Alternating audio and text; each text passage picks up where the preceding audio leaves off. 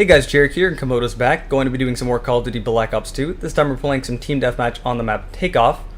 Going to be using a PDW with a suppressor. My perks are Ghost, Hardline, Scavenger, Dexterity, and Engineer, and I'm using a Blackout, which I would like to use more, but usually that slot is taken up by a attachment for my main gun. But the PDW really doesn't need it, it's pretty much good as is. I only put the suppressor on there so people wouldn't know where I am. Because when you put a suppressor on your gun, holy shit, people are oblivious in this game. I'm sure you've noticed that. Yes, it was definitely proven in the last video. I always run with the suppressor. Like, no matter what I do, I almost always run with a Ghost and a suppressor just so I don't get shown up on the... I actually love it when enemies get UAV. It makes them even easier to kill for me, because I'm using Ghost. They don't know where I am. They think, oh, there's no one on the radar, so he must not exist anywhere. People don't think that Ghost exists anymore, which is kind of strange. Anyway, questions. Let's move on to the questions. If you want us to answer your question, leave a question down below in the comments, and we'll try to answer it in a future video, but try not to take it personally if we don't answer it. I tend to rant a lot. Alright, so first question. What do you think of Annihilator's new album? I really like Annihilator's? I really like Annihilator's earliest stuff. Alice in Hell is definitely my favorite album from them, and it's some of the best thrash you're ever going to hear.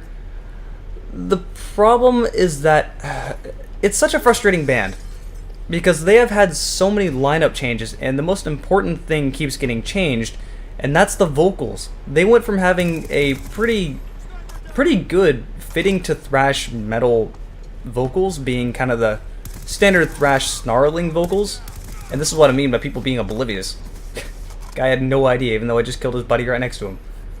But yeah, I went from being generic thrash metal, kind of snarling, aggressive vocals, to like new metal vocals. How do you make that change, and why? It entirely ruins the music. It makes it not listenable for me. As far as their newest album, you know, it's not terrible. Some of the guitar work is great, but other than that, it has the generic vocals, and these aren't like new metal vocals in the new album, but they're definitely not fitting the thrash. And I don't know why that hurt me so badly. But yeah, to answer that question, meh. Like a lot of meh. It's one of those things where they have a lot to live up to with how good they used to be, and considering they haven't released anything as near as good as their first few albums, I don't think I'll ever hear another Annihilator album that's new that will still have the same effect as Alice in Hell. Alright, so next question. Mirror's Edge 2, what do you think of it? There's kind of an asterisk here when it comes to Mirror's Edge 2, because, you know, DICE made Mirror's Edge.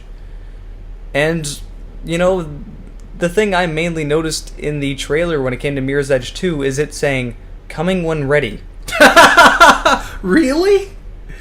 I actually haven't seen anything on Mirror's Edge 2. I didn't know there was gonna be a Mirror's Edge 2, but hearing that is just...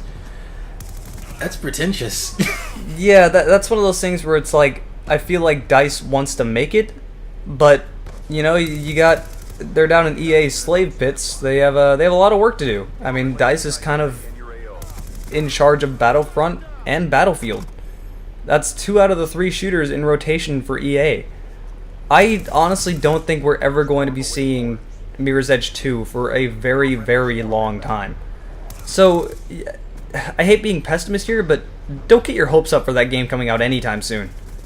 Like, unless DICE gets put off of Battlefront, which, you know, who knows, they might, and they might get a break from Battlefield as well, but they pretty much have been working 24/7 on Battlefield alone. And I think Battlefront might actually be putting over to another DICE studio over in California. I may be incorrect with that, but, you know, like I said, it's a lot of work for them to do, so I don't want to get hyped about another game if it possibly may never come out. Half-Life 3. Yeah, in general, I just tend not to get hyped up about things because I don't want to be very disappointed. I can't even think of the last time I got hyped about something, honestly. What was the last thing I got hyped for?